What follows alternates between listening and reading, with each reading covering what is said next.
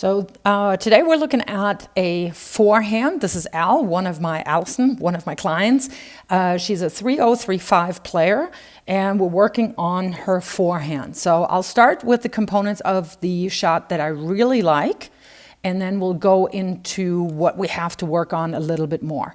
So the first thing that I like is there was a split step, and you see here how your decision step is already going into the direction of where you're moving. So that's really good.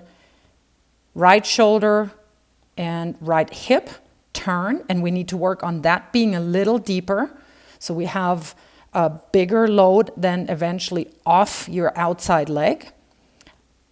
See that in the next frame, your offhand helps bring in the racket back.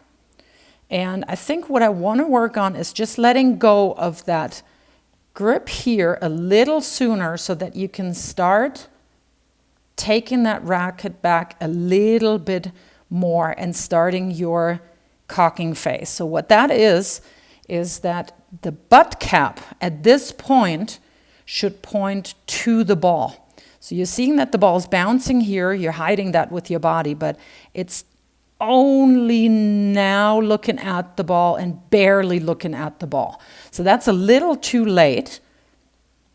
And what is happening there is you're just crowding the ball a little too much. And you see that you're falling out to your left, right? You're a little off balance here, and you have to make room by removing basically your entire body to still strike the ball somehow.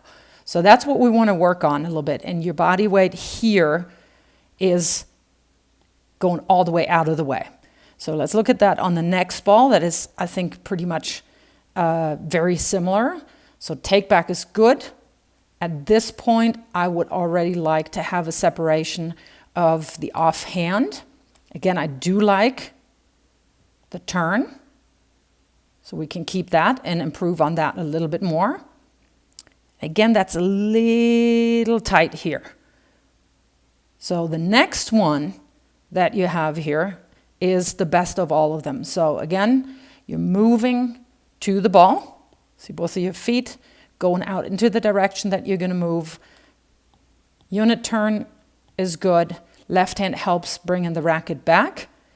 And here, even though you have a closed stance, which is perfectly fine, you have a much better contact point. It's further out in front of your body, and it just looks a lot more comfortable. And what I really like is that you're letting your right hip come around, and you're then catching your balance here with your right foot, and then you're moving back to the middle. So let's look at your forehand here from the side, and then we can talk about a couple more things. So again, what are the parts that I do like? I do like the hitting arm going back, right hip going back and turning.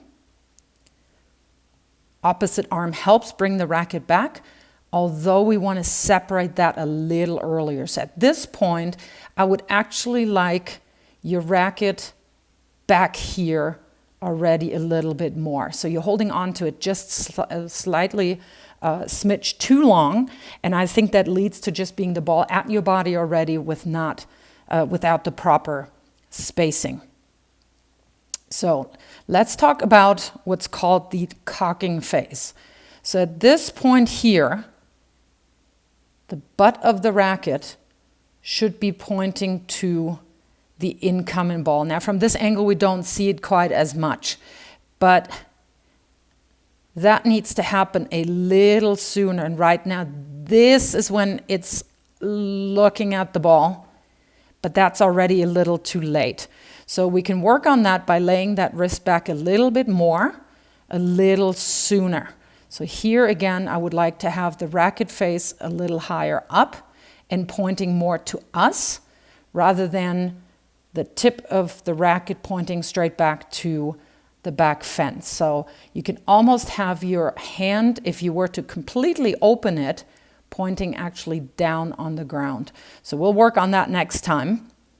And again, there's a little too close a contact, and you see that this whole racket pronation here is not quite happening because you're just using your wrist to push through the ball, and you see that just now the racket tip comes around. Actually, on the very last one that you're hitting here, you see how, I'm skipping this one. It's also a little crowded, and you see that the wrist is pointing this way when it should already start to point down. You see that in the next one here. You're doing a really good job closing that racket face over the ball. So that's a better contact point. Your contact point clearly is in front of your body. It's in front of your center of gravity. What I do like on that last one is you're loading right here on your outside foot, on your back foot, and you use that energy to stride in right there and make good contact here. And this is a nicely balanced ball.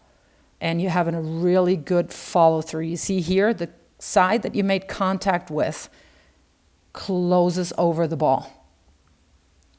So we have a couple of things to work on, but I think there's really good components that we can build on, and I'll see you next week.